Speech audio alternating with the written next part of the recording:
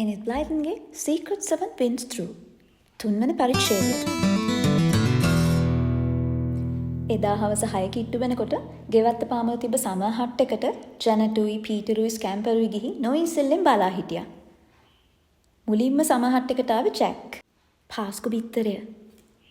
රහස් වචනේ කිව්ව ජැක් ඇතුළට ගියා. ඊළඟට ආවේ බාබරා. පාස්කු බිත්තරය. රහස් වචනේ කිව්ව බාබරාට සමර් හට් එකට යන්න අවසර හම්බුණා. බාබරා කෝයාගේ බැජ් එක කලබල වෙන්න එපා පීටර්. බැජ් එක මං ළඟ තියෙනවා. හැබැයි ඒක ගවුම ගහ ගන්න අමතක වුණා. පොඩ්ඩක් ඉන්නකෝ. මං දැම්ම ගහ ගන්නවා. එහෙම කියපු බාබරා ඇල්පනෙත් එකින් සීක්‍රට් 7 ළඟ ලාංඡනේ ගවුම ගහගත්තා. තව ටික වෙලාවකින් අනිත් ළමයි තුන්දෙනාත් රහස් වචනේ මුමුණමින් සමර් හට් එකට ආවා. සීක්‍රට් 7 ලා හැමෝම ආවට පස්සේ පීටර් එයාගේ නෝට්බුක් එක අතට අරගෙන කතා කරන්න පටන් ගත්තා. හොඳයි. අපි දැන් වැඩේ පටන් ගමු. අපේ රැස්වීම තියන්න හොඳයි කියලා හිතන තැන් ගැන ඔයාලා හොයලා බලන්න නැති කියලා මම විශ්වාස කරනවා. අපි දැන් ඒ තැන් ගැන එකින් එක කතා කරමු. කොලින්, ඔයා පටන් ගන්නකෝ. අපේ වත්තපල්ලෙහා මහ විශාල චෙස්නට් ගහක් තියෙනවා. මම ඒක ගැන හොයලා බැලුවේ.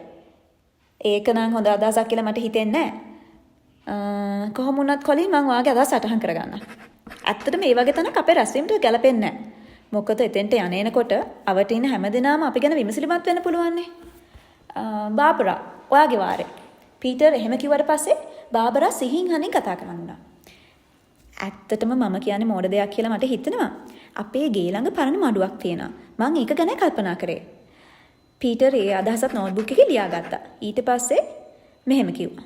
ඔයා ඔය කියන මඩුව ගැන මම දන්නවා බාබරා. ඒකත් නරකම අදහසක් නෙවෙයි. පැම්, ඔයා මොනවද හෙව්වේ? අනේ පීටර්, මං ගොඩාක් වෙලා කල්පනා කරුවා. හැබැයි මට කිසිම වැදගත් දෙයක් කල්පනා වුණේ නැහැ.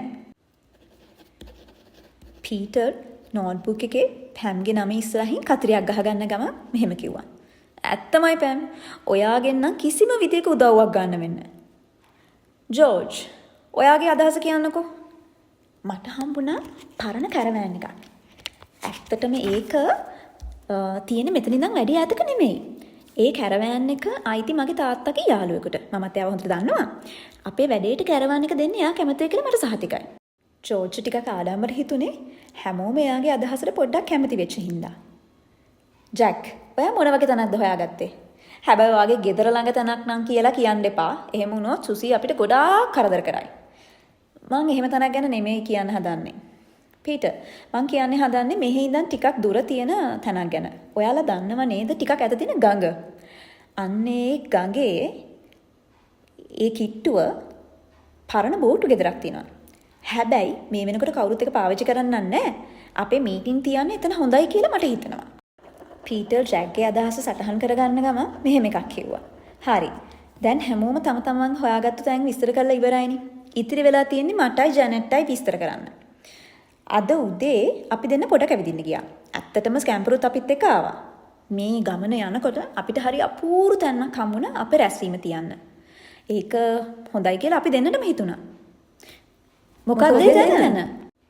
හැමෝම උද්දාමයෙන් කෑ ගහද්දී පීටර් සාවධානව කතා කරන්න පටන් ගත්තා. ඇත්තම කියනවා නම් ඒක ගල්ගොහාවක්. අපි අල්තප්පල් හිටවල තියෙන වගාබිමේ කෙළවර වෙන්නයි ඒක තියෙන්නේ.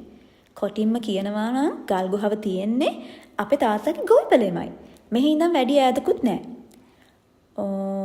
හුදකලා පාළු තැනක තියෙන හින්දා අපේ මීටින් ගැන කාටවත් දැනගන්න ලැබෙන්නේ නැහැ. ඔයාට කියන්න ස්කැම්ප තමයි මේ අපූර්තන අපිට හොයලා දුන්නේ. ඒ අදහස නම් නියමයි. රහසිගත ගල්ගුහාවක් සීක්‍රට් 7 ලාගේ රැස්වීම තියන නියම තැන කියලායි මට හිතෙන්නේ. පැම් උද්දාමයෙන් පෙරිහන් දුන්නත් පීටර් කනකට නොගෙන හැමෝටම කොල කෑල්ල ගානේ බෙදලා දුන්නා. හොඳයි. අපිට ඉදිරිපත් වෙලා තියෙන අදහස් වලින් හොඳම එක මොකක්ද කියලා තෝරගන්න අපි ඡන්දයක් තියමු. ඔයාලා කැමතිම අදහස මොකක්ද කියලා ඔය කොල කෑලි වල ලියන්න. හැබැයි තමන් ඉදිරිපත් කරපු අදහස්ම කවුරුත් ලියන්න යන්න එපා. ඉන්නකෝ. ඔයාලා ඉදිරිපත් කරපු අදහස් මොනවද කියලා මං කියන්න.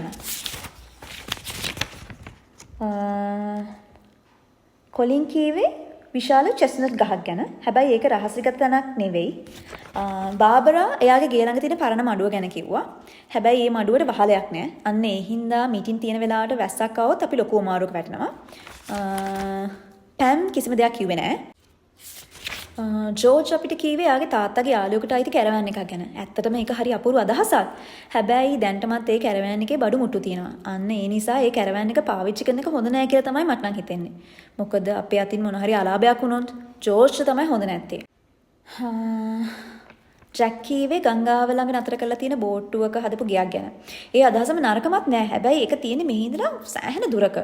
ඒ හින්දා අපේ මීටින් තියන්න ගොඩක් දුර යන්න වෙනවා. ජැනටුයි මම යෝජනා කරුවේ මොකද්ද කියලා ඔයා දන්නවනේ. ඒක ගල් ගුහාවක්. ඒ තරම් සුවපහසු තැනක් නන් නෙමෙයි. ඉතින් මම කියපු තැන් වලින් ඔයාලා වැඩියෙන්ම කැමති තැන මොකද්ද කියලා කොල කැලි වල ලියලා මට දෙන්නකෝ. වැඩිම මනාපයේ තියෙන තැන අලුත් රැස්වීම් ශාලාව විදිහට අපි තෝරගමු. ඊට පස්සේ ළමයින් පිරිස අතර පැතිර ගියේ දැඩි නිහඬතාවය. නිහඬව තම තමන්ගේ කැමැත්ත කොල කැබලි වල සටහන් කරලා පීටර් අතට දුන්නා. කොල කෑලි සියල්ලම විවෘත කළ බලපු පීටර්ගේ දැස් සතුටින් දිදුලන්න පටන් ගත්තා. ඉන්පසු ඔහු කතා කරන්නට ඌයේ ප්‍රබෝධයෙන්. හොඳයි. ඔයාලගේ මනාපය සටහන් කරපු කොල කෑලි දැන් මගේ අතේ තියෙනවා. ඇත්තටම මමයි ජනටුයි ඇරෙන්න අනිත් හැම දෙනාම කැමති තැන විදිහට සටහන් කරලා තියෙන ගල් ගුහාව. අපි දෙන්නගේ ඡන්දය නැතිව ඡන්ද 5ක් පැකට් ලැබිලා තියෙනවා. එහෙනම් අපේ රැස්වීම තියෙන අලුත් තැන විදිහට ගල් ගුහාව තෝරගන්නවා. ඇත්තම කියනවා නම් ඒක හරිම අපූර්ව තැනක් කියලා අපිත් විශ්වාස කරනවා. එහෙමනම් හැම දෙයක්ම හරි. අපි දැම්ම ගිහින් ගල් ගුහාව පරීක්ෂා කරලා බලමු. මෙතන ඉඳන් වැඩි දුරක් නෑ. ඒ හින්දා අපිට ඉක්මනට යන්න පුළුවන් වෙයි. ජැක් සතුටින් ඉදිරිපත් කළ අදහසට පීටර්ගේ අනුමැතිය එවෙලේම හම්බුණා. හරි. අපි එහෙමනම් දැම්ම යමු. අපි ඉස්සර වෙලාම ගිහින් ගල් ගුහාව පරීක්ෂා කරලා බලමු. ඊට පස්සේ ඒක කොයි විදිහටද සකස් කරගන්න ඕනේ කියලා හෙට සාකච්ඡා කරගමු. හැමෝම තම තමන් ඉඳගෙන හිටපු තැන් වලින් උද්දාමෙන් නැගිට්ටා. දැන් වෙලාව හවස 6 පහුවෙලා විනාඩි 30කුත් වෙලා. හිරු එළිය තාමත් දීප්තිමත්ව තියෙනවා. පරිසරයත් හරිම උණුසුම්. එලි මහනේ ඇවිදින්න යන්න මේ වගේ වෙලාවක් ඉතාම කදිමයි. මේ පැත්තෙන් එන්න. එහෙම කියපු පීටර් ඉස්සර වුණා. සීක්‍රට් 7 පිරිස ගෙවත්ත කෙළවර තියෙන ගේට්ටුවෙන් පිට වෙලා තනිතලාව පැත්තට ගියා. දැන් එයාලා ඉන්නේ පීටර්ගේ තාත්තට අයිති ගොවි බිමේ. බඩ ඉරිඟු, බීට්රූට් ගොවි බිමේ හැම තැනම වවලා තිබ්බා. ඈතින් පුංචි කඳු ගැටයකුත් පේන්න තිබ්බා. දැන් සීක්‍රට් 7 කට්ටිය ඇවිදගෙන යන්නේ තනකොළ වැවුණු අඩිපාරක් දිගේ. පීටර් හැමෝටම ඉදිරියෙන් ගමන් කරනවා. තාරාව රංචුව පහු කරගෙන ගියපු කට්ටිය ඉන්පස්සේ පරණ ගල්වලක් අසලින් ගියා. ඒක අතහැරලා ආපු ගල්වලක්. එතනින් දකුණට හැරිච්ච ළමයි තව දුරටත් ඉදිරියට යද්දී ස්කැම්පර් ඒගොල්ලන් ඉස්සරහින් ගමන් කරන්න ගත්තා. ස්කැම්පර් අපිට පාර පෙන්නයි. අද උදේ මටයි ජනට්ටයි පාර පෙන්නුවේ ස්කැම්පර්ම තමයි. ස්කැම්පර් වැලි සහිත කුඩා කඳු කැටයක් දිගේ වේගයෙන් ඉදිරියට දුවන්න ගත්තා. ටිකක් දුර ගිහිල්ලා ස්කැම්පර් ළමයි ටික එනකන් බලාගෙන හිටියා.